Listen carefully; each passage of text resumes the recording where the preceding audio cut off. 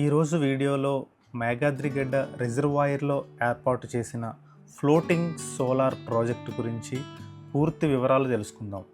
అలాగే మేఘాద్రిగడ్డ ఎప్పుడు నిర్మించారు, ఎందుకోసం నిర్మించారు అనే పూర్తి విషయాలు ఈ వీడియోలో ఉంటాయి.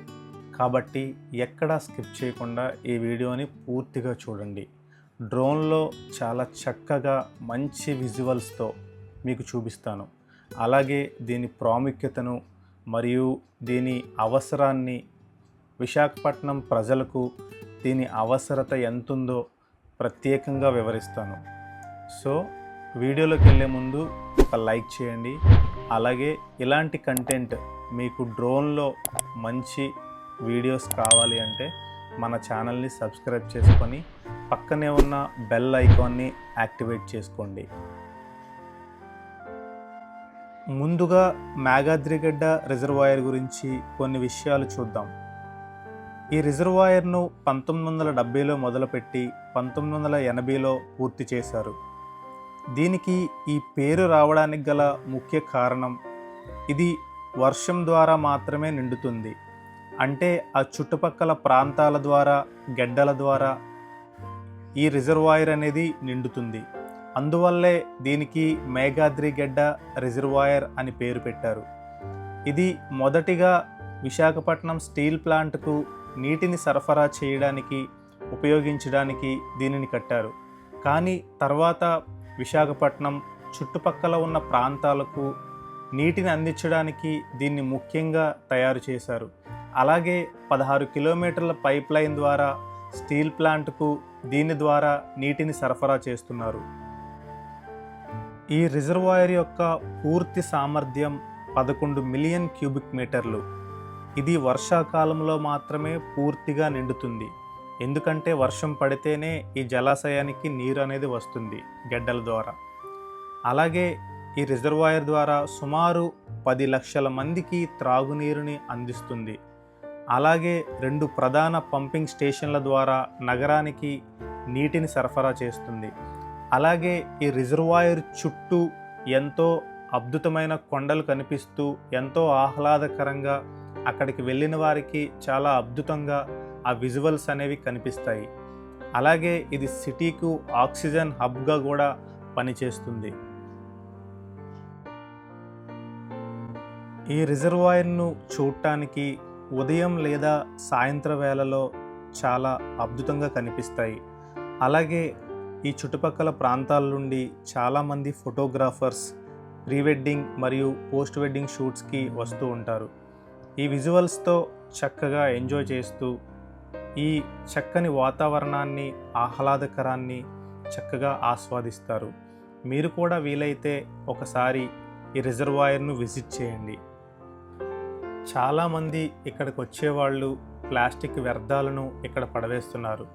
దయచేసి ఇక్కడికి ఎటువంటి ప్లాస్టిక్ వ్యర్థాలు తీసుకురావద్దు. ఈ నీటిని కలుషితం చేయవద్దు.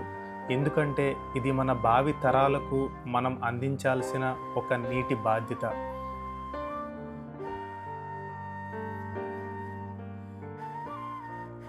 అలాగే మీరు ఈ వీడియోని ఏ రాష్ట్రం, ఏ దేశం నుండి చూస్తున్నారో నాకు తప్పకుండా కామెంట్ చేయండి.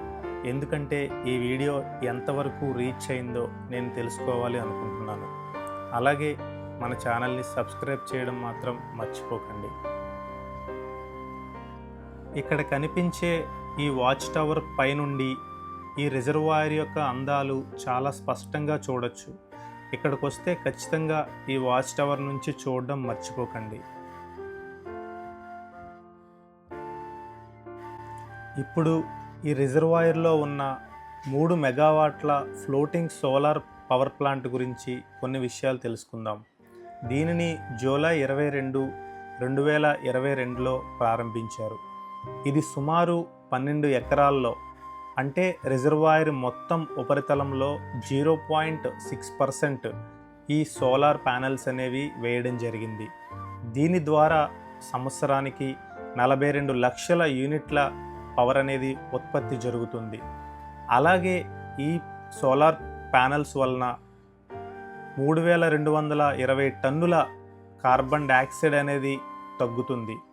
దీనివల్ల చాలా వరకు బొగ్గు కూడా వినియోగం తగ్గించవచ్చు. సుమారు 54 లక్షల టన్నుల బొగ్గు వినియోగం ఈ సోలార్ ప్లాంట్ వల్ల తగ్గుతుంది. అలాగే ఈ సోలార్ ప్యానెల్స్ నీటిపైన తేలియాడడం వల్ల ఈ రిజర్వాయర్లో ఉన్న నీటిని కాపాడవచ్చు.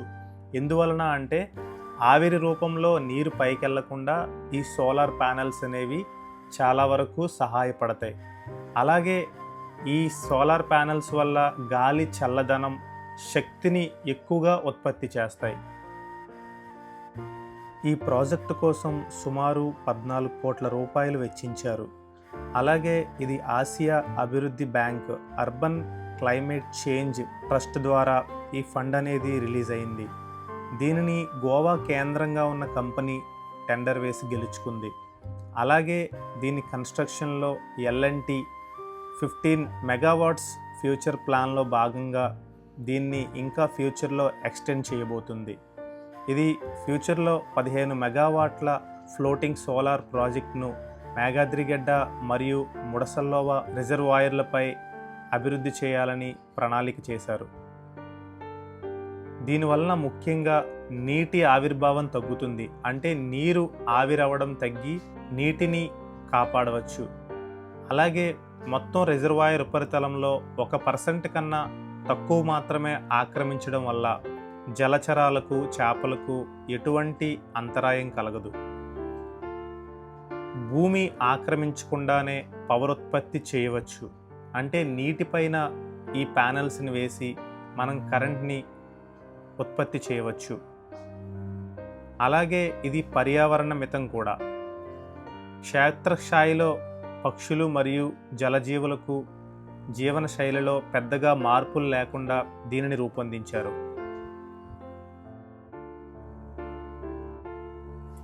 ఇది ఆంధ్రప్రదేశ్లోనే మొదటి ఫ్లోటింగ్ సోలార్ పవర్ ప్లాంట్గా గుర్తింపు పొందింది.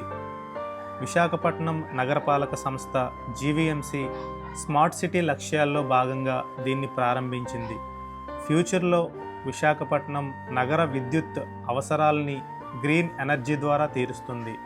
అందుకోసం ఇలాంటి సోలార్ ప్యానెల్స్ను ఇంకా అభివృద్ధి చేసి అనేక ప్రదేశాల్లో ఇంటిగ్రేట్ చేయాలని చూస్తుంది. నీటిపై సోలార్ ప్లాంట్లు పర్యావరణానికి, ప్రజలకు ప్రయోజనకరమేనా అంటే ఖచ్చితంగా ప్రయోజనకరమే. ఎందుకంటే పరిశుభ్రమైన శక్తి ఉత్పత్తిలో సోలార్ ఎనర్జీకి ప్రత్యేక స్థానం ఉంది. ఇటీవల కాలంలో భూమిపైన కాకుండా నీటిపై సోలార్ ప్లాంట్లు ఏర్పాటు చేయడం ద్వారా చాలా ప్రయోజనాలు సాధ్యమవుతున్నాయి. ఇవి సాధారణ భూమిపై ఉన్న సోలార్ ఫారాల కంటే అధిక ఉత్పాదకత కలిగి ఉంటాయి. మొదటిగా భూమి అవసరం ఉండదు. సాధారణంగా సోలార్ ప్లాంట్లు స్థాపించడానికి పెద్ద ఎత్తున భూమి అవసరం అవుతుంది. అయితే నీటిపై ఫ్లోటింగ్ సోలార్ ప్లాంట్లు ఏర్పాటు చేయడం ద్వారా ఆ భూమి అవసరం లేకుండా పోతుంది. ఈ విధంగా వ్యవసాయ భూములు దెబ్బతీయకుండా ఇతర అవసరాల కోసం భూమిని ఉపయోగించుకోవచ్చు. భూమిపై ఉండే సోలార్ ప్యానెల్స్తో పోలిస్తే నీటి మీద ఉన్న సోలార్ ప్యానెల్స్ ఎక్కువగా కరెంట్ని ఉత్పత్తి చేస్తాయి. ఎందుకంటే అవి నీటిపైన ఉండడం వల్ల ఆ చల్లని గాలి ప్యానెల్స్ను ఎప్పుడూ చల్లబరుస్తూ ఎక్కువగా కరెంట్ను ఉత్పత్తి చేయడానికి అవకాశం ఉంటుంది. అలాగే ఇవి నీటిపైన ఉండడం వల్ల నీటి ఆవిరి శాతాన్ని తగ్గించి నీటిని వృధా కాకుండా చేస్తుంది. అంటే ఎవాపరేషన్ అవ్వకుండా ఇవి చాలా ముఖ్యంగా పరిరక్షిస్తాయి. అలాగే నీటి కాలుష్యం తగ్గుతుంది, కార్బన్ వ్యర్థాలు తగ్గుతాయి. ప్రతి సోలార్ ప్లాంట్ సహజంగా పర్యావరణానికి మిత్రమే. కానీ నీటిపై ఉన్న ప్లాంట్లు అధిక ఉత్పత్తి చేయడం వల్ల బొగ్గు ఆధారిత విద్యుత్ ఉత్పత్తి అవసరం తగ్గుతుంది. దీనివల్ల గాలి కాలుష్యం, కార్బన్ డయాక్సైడ్ తగ్గుతాయి. ఇది వాతావరణ మార్పులను తగ్గించడంలో సహాయపడుతుంది. చిన్న ప్రాజెక్టుల నుంచి పెద్ద శక్తి ఉత్పత్తి. ఫ్లోటింగ్ సోలార్ టెక్నాలజీ ద్వారా జలాశయాలపై కూడా పెద్ద సంఖ్యలో సోలార్ ప్యానెల్ను అమర్చవచ్చు. మేఘాద్రిగడ్డ, ముడసల్లోవా వంటి రిజర్వాయర్లపై ఇప్పటికే రాష్ట్ర ప్రభుత్వం ఫ్లోటింగ్ సోలార్ ప్రాజెక్టులను విజయవంతంగా అమలు చేసింది. కొన్ని మెగావాట్ల శక్తిని చిన్న స్థలంలోనే ఉత్పత్తి చేయడం అనేది దీని ప్రత్యేకత. ప్రకృతికి హానికరం కాదు. ఈ ప్రాజెక్టు రిజర్వాయర్ ఉపరితలంలో 1% కన్నా తక్కువ భాగాన్ని మాత్రమే ఆక్రమిస్తాయి. జలచరాలు, పక్షులు మరియు ఇతర జీవరాశులపై ప్రభావం తక్కువగా ఉంటుంది. ఈ విధంగా ఇది పర్యావరణాన్ని హరించకుండా ఉండే శక్తికి సాంకేతికత. పట్టణ నీటి అవసరాలకు ఉపయోగపడే సమీకృత పరిష్కారం. ఒకే చోట నీటి నిల్వ, విద్యుత్ ఉత్పత్తి, పట్టణ అభివృద్ధికి ఇదొక నిదర్శనం.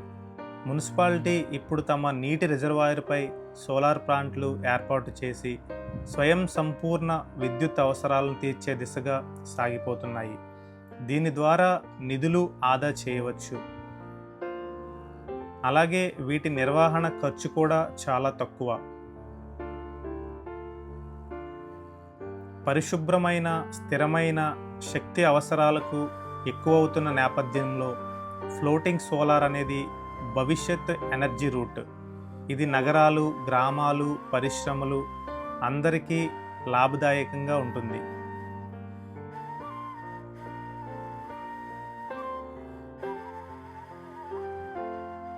చివరి మాటలు.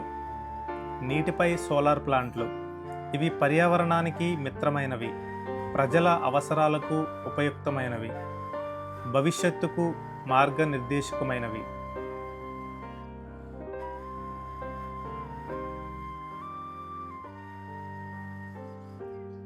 మన రాష్ట్రంలో ఇలాంటి ప్రాజెక్ట్స్ పెరుగుతున్నాయంటే ఎంతో ఆనందకరమైన విషయం. మనం కూడా ఈ మార్పుని స్వాగతించాలి, వీటిని జాగ్రత్తగా వినియోగించుకోవాలి. ఈ వీడియో నచ్చితే మన ఛానల్ని సబ్స్క్రైబ్ చేసి ఈ వీడియోకి లైక్ చేయడం మర్చిపోకండి. ఈ వీడియో ఎలా అనిపించిందో కామెంట్ ద్వారా నాకు తెలియచేయండి. మరొక మంచి వీడియోతో మళ్ళీ కలుద్దాం.